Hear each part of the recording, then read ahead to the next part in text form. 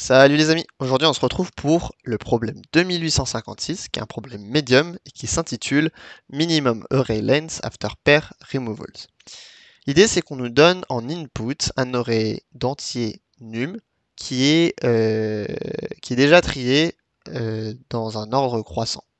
L'idée c'est qu'on va pouvoir appliquer une opération de suppression dans cet array dans lequel si jamais deux nombres sont distincts, donc par exemple 2, 3, eh bien, on peut supprimer cette paire de l'array.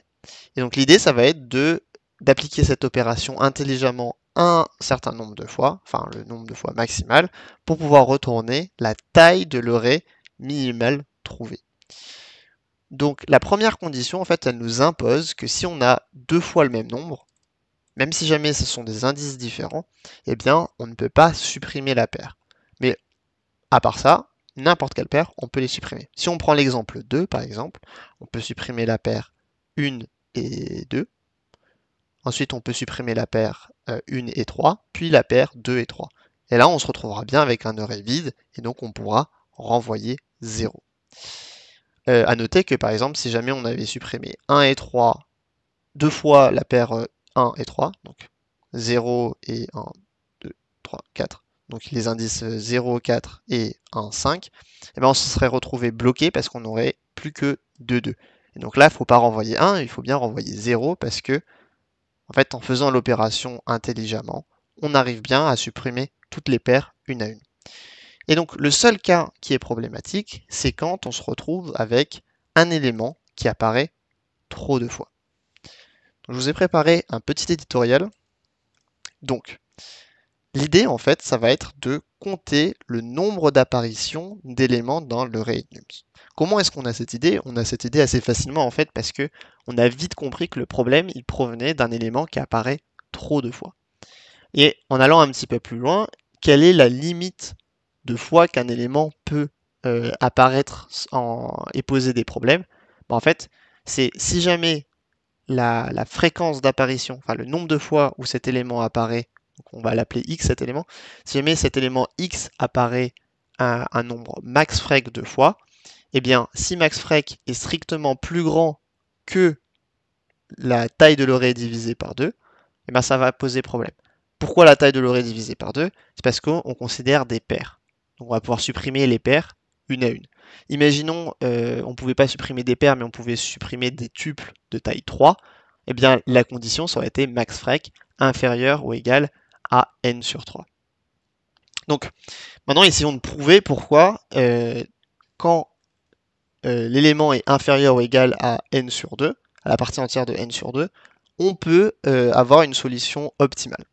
En fait, c'est très simple. Si jamais c'est inférieur ou égal à la partie entière de n sur 2, comme dans cet exemple, on se retrouve dans l'exemple 2. En fait, on peut supprimer les paires une à une, de telle sorte à, par exemple, choisir 1, 3, et toujours choisir l'élément qui apparaît le plus de fois et supprimer la paire. Donc, on se rend compte que, eh bien, on arrivera toujours à avoir un array de taille 0, donc si jamais on a un nombre pair d'éléments, et bien sûr, vu qu'on peut juste supprimer par notre opération des paires d'éléments, si jamais à la base on a un nombre impair d'éléments, eh bien on va se retrouver avec un array de taille 1 avec juste l'élément le plus fréquent dedans, comme ici. Donc voilà. Une fois qu'on a compris ça, on comprend que le résultat qu'on va renvoyer, dans le cas où max frec est inférieur ou égal à la partie entière de n sur 2, ça va juste être la parité de n, ou encore n modulo 2. Dans le cas où, cependant, max frec est strictement plus grand que la partie entière de n sur 2, eh bien là, ça va être un peu plus compliqué. On va se retrouver dans le cas de l'exemple 4, donc 2, 3 et 4, 4, 4. On vérifie que quand on compte le nombre d'éléments, on a bien 3 occurrences de 4. Pourtant, la taille de l'array, elle est égale à 5. Donc quand on prend la partie entière de 5 divisé par 2, on a bien 2, et 3 est bien strictement supérieur à 2. Donc on est bien dans ce cas-là. Comment est-ce qu'on va faire pour minimiser la taille de cet array? Si jamais on supprime, en fait on n'a pas le choix, hein. On va juste supprimer cet array, enfin, chaque élément qui n'est pas l'élément le plus fréquent avec un élément le plus fréquent pour minimiser la taille de l'array. Donc on va supprimer 2, 4, puis 3, 4. Il ne nous restera plus qu'un seul 4. Donc comment est-ce qu'on arrive au résultat 1? Eh bien, on va prendre le nombre d'occurrences de cet élément le plus fréquent, donc en l'occurrence ici c'est 3, moins le nombre d'éléments qui n'est pas l'élément le plus fréquent. Donc comment est-ce qu'on calcule ça? C'est la taille de l'array. En fait, 2 est égal à 5 moins 3. Donc taille de l'array c'est 5, et le nombre d'occurrences de l'élément le plus fréquent, c'est 3. Et donc le résultat, ça va juste être 3 moins 5 moins 3, en quelque sorte. Ou encore, si on veut être un peu plus formel, ça va être maxfrec moins n moins maxfrec. Super. Une fois qu'on a compris ça, je vous propose de passer au code, qui est en fait assez court. On va définir n comme la taille de l'array, et on va compter, grâce à la librairie collections.counter, chacune des occurrences des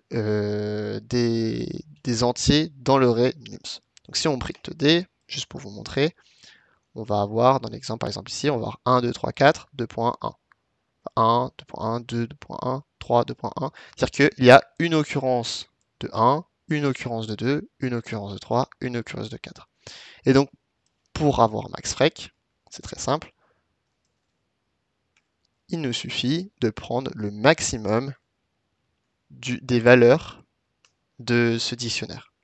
Donc d.value, ça va juste nous donner un array avec les fréquences, donc 1, 1, 1, 1. Et maxfrec, du coup, ça va juste être le maximum de ces valeurs-là.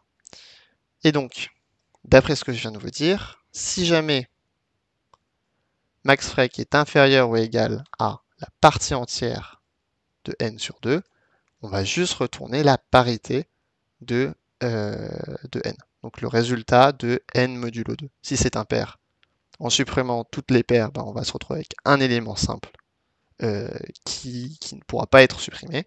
Si jamais c'est pair, tout va bien, on va bien retourner 0, comme dans l'exemple 1 et 2.